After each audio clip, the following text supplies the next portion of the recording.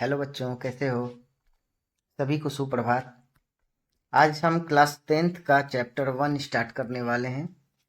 Class 10th का chapter 1 जो है मैथ्स का, वो है रियल नंबर्स, जिसको हिंदी में वास्तविक संख्याएं बोलते हैं। ये चैप्टर बहुत इंपॉर्टेंट है, इससे क्वेश्चन आता ही आता है। और आज मैं दो तरह के क्वेश्चन इसमें बताने वाला हूँ, और दोनों ही इंपॉर्टेंट है। दोनों में से एक क्वेश्चन आएगा ही आएगा, और जहाँ तक मुझे लगता है दोनों क्वेश्चन आएंगे, मतलब दोनों तरह के क्वेश्चन आएंगे। इस चैप्टर को मैं दो पार्ट में करने वाला हूँ, क्योंकि वीडियो लंबा हो जाता है। एक पार्ट ये हमारा इस चैप्टर का पार्ट 1 है, और नेक्स्ट वीडियो पार्ट 2 होगा। दो पार्ट में इस चैप्टर को मैं फिनिश कर दूंगा। फिलहाल अभी बिना देरी किए हुए चलते हैं हमारे क्वेश्चंस पे। देखिए, हमारा क्वेश्चन है पहला, HCF और LCM निकालें। पहला क्वेश्चन है 336 और 54, और दूसरा है 12, 15 और 21। ये दोनों का HCF और LCM निकालना है, और सेकेंड क्वेश्चन में ये तीनों का HCF और LCM निकालना है। जिस विधि से हम निकालने वाले हैं, या जिस विधि का जिक्र आपके बुक में फर्स्ट चैप्टर में किया गया है, उस विधि को अभाज्य गुणनखंड विधि कहते हैं। अभाज्य गुणनखंड विधि, ठीक है। हम इसी विधि से इसका HCF और LCM निकालने वाले हैं, ठीक है। तो स्टार्ट करते हैं। हमारा पहला क्वेश्चन क्या है? 336 और 54, ठीक है। इसको हम स्टार्ट करते हैं। अभाज्य गुणनखंड विधि का मतलब होता है इसका गुणनखंड निकालना है, और जो कि अभाज्य संख्या होगा। इसका गुणनखंड ऐसे निकालते हैं। 336 है, तो सबसे छोटा नंबर जो होता है उससे हमें इसको डिवाइड करना होता है। तो ये पता है लास्ट में 6 है, तो ये 2 से डिवाइड होगा, तो सबसे छोटा नंबर 2 है। 2 से डिवाइड करेंगे तो ये आएगा 168। फिर 2 से लगेगा, फिर 2 से डिवाइड करेंगे तो ये आ जाएगा 84। फिर 2 से लगाएंगे तो ये आ जाएगा 42। फिर 2 से लगाएंगे तो ये आ जाएगा 21। और फिर अब ये 2 से नहीं लगेगा, अब ये लगेगा 3 से। ध्यान रखना है, सबसे छोटी संख्या जो होती है, सबसे छोटी अभाज्य संख्या जिससे ये कट सकता है, उसी से डिवीजन करना है। तो सबसे 2 के बाद सबसे छोटी 3 होगी, जिससे ये डिवाइड होगा, ये होगा 7, ठीक है। इसी तरह से अब हम इस 54 का निकालेंगे। 54 का निकालेंगे, 2 से लगेगा तो 27 होगा। फिर 3 से लगेगा तो 9 होगा। उसके बाद ये फिर से 3 से लगेगा इसमें, तो 3 आएगा, ठीक है। तो हमारा गुणनखंड क्या आया? 336 का आया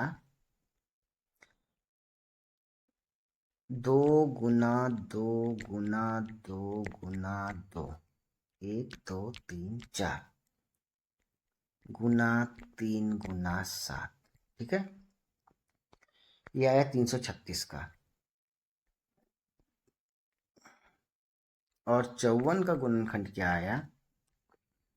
2 गुना 3 गुना 3 गुना 3, ठीक है। तो इसको हम लिख सकते हैं इस तरह से। 4 बार 2 आया है तो 2 के पावर 4 गुना 3 गुना 7, ठीक है। और इसको हम लिख सकते हैं 3 बार 3 आया है तो 2 गुने 3 के पावर 3, ठीक है। अब हम इसको देखकर इसका HCF और LCM निकालेंगे। तो इसका HCF क्या होगा? HCF जो होता है हाईएस्ट कॉमन फैक्टर होता है, ठीक है। कहने का मतलब वैसा नंबर जो दोनों में हो, ठीक है। वैसा नंबर जो दोनों में हो और सबसे कम पावर का हो। 2 है दोनों में, 3 है दोनों में, 7 नहीं है दोनों में। ठीक है, तो 7 नहीं है तो 7 यहाँ पे नहीं आएगा। हम 2 लिखेंगे और 3 लिखेंगे। ठीक है, अब ये देखना है कि यहाँ 2 के पावर 4 होगा कि 2 के पावर 1 होगा, या 3 के पावर 3 होगा या 3 के पावर 1 होगा। ठीक है, तो हम क्या बताए, सबसे मिनिमम जो होता है, सबसे कम पावर वाला वही। ठीक है, तो सबसे कम पावर वाला क्या है, 2 के पावर 1 और 3 के पावर 1। तो इसका मतलब हो गया कि इसका HCF हो गया 6। अब हम LCM देखते हैं, LCM में इसका जस्ट उल्टा हो जाता है। जब हम LCM निकालते हैं तो इसका जस्ट उल्टा हो जाता है। LCM क्या होता है, जो सबसे बड़ा पावर है। ठीक है, तो इसमें देखिए सबसे बड़ा पावर 2 में क्या है, तो 2 के पावर 4 है। 3 में सबसे बड़ा पावर क्या है, तो 3 के पावर 3 है। और जो कॉमन नहीं है उसको भी LCM में मल्टीप्लाई किया जाता है। ठीक है, इसको जब आप मल्टीप्लाई करेंगे तो 3024 आएगा। ठीक है, ये आपका हो गया आंसर। समझ गए। अब हम सेकेंड क्वेश्चन देखते हैं। सेकेंड है हमारा 12, 15 और 21। ठीक है, तो सेम उसी तरह से 12, 15 और 21 का निकालेंगे। यहां मैं निकालता हूं 12 का। 12, 2 से गया 6, फिर 2 से गया 3। ठीक है, 2 गुने 2 गुने 3, ये हो गया 2 गुने 2 गुने 3।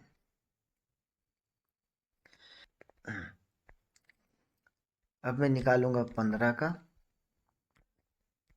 2 से नहीं लगेगा, ये 3 से लगेगा 5 बार में। तो इसका हो गया 3 गुने 5। ठीक है, अब मैं निकालूंगा 21 का।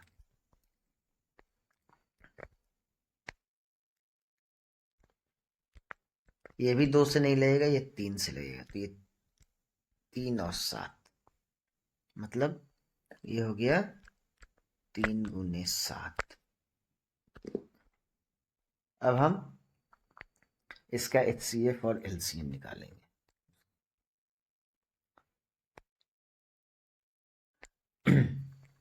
इसका HCF क्या होगा, जो सबसे छोटा पावर हो और तीनों में हो। 2 इसमें है, 2 इसमें 2 नहीं है, इसमें 2 नहीं। 3 इसमें है, 3 इसमें है, 3 इसमें है, तो 3 आ जाएगा। 5 इसमें है लेकिन इसमें नहीं है, इसमें भी नहीं है, तो 5 नहीं लिखेंगे। 7 यहाँ है लेकिन इसमें भी नहीं है, इसमें भी नहीं है, तो 7 नहीं लिखेंगे। तो HCF क्या हुआ, हो गया इसका HCF हो गया 3। अब हम निकालेंगे LCM। ठीक है, हाईएस्ट पावर इसमें लेते हैं, तो यहाँ देखिए 2 का 2 पावर आएगा, क्योंकि 2 बार 2 है तो 2 के पावर 2 हो जाएगा, गुना 3 का हाईएस्ट पावर क्या है, यहाँ भी एक है, यहाँ भी एक है, यहाँ भी एक है, 3 का हाईएस्ट पावर 3 हो गया। 5 का हाईएस्ट पावर 5, 1 हो गया। और 7 का भी हाईएस्ट पावर 1 हो गया। जब आप इसको मल्टीप्लाई करोगे तो आपका आएगा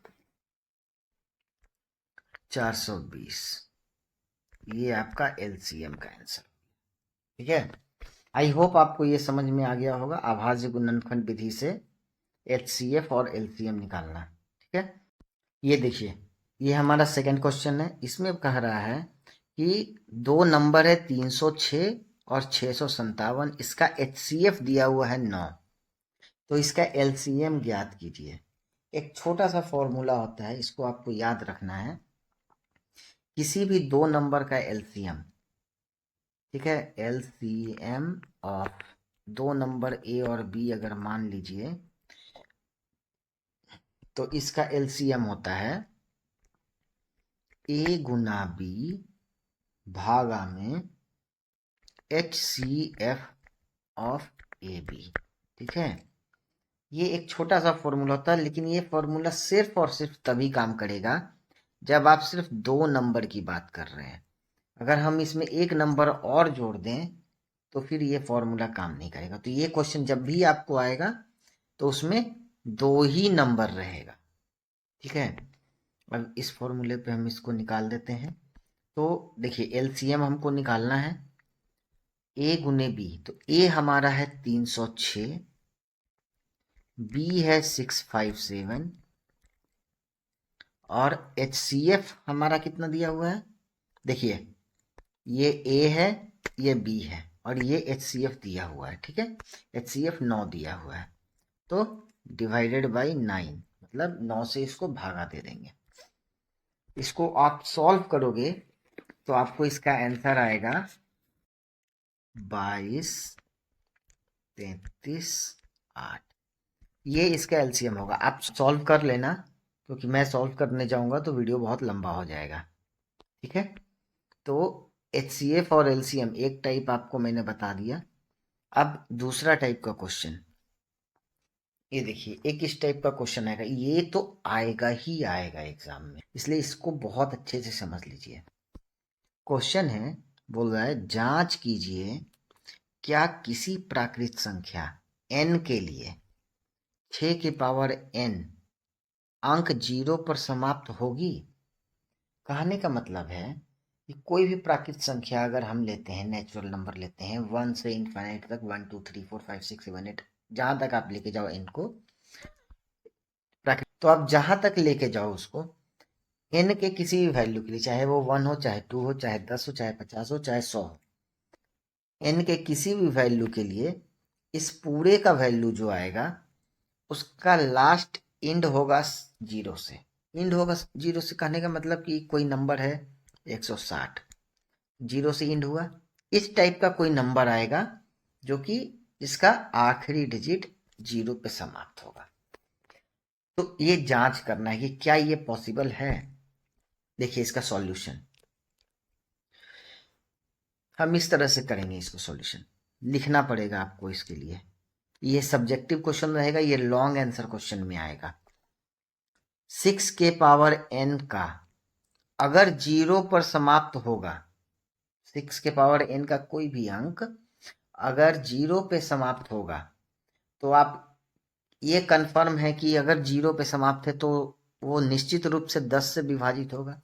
जैसे 160, इसमें 10 से भाग देंगे तो लग जाएगा 170, 200, 500, 1000।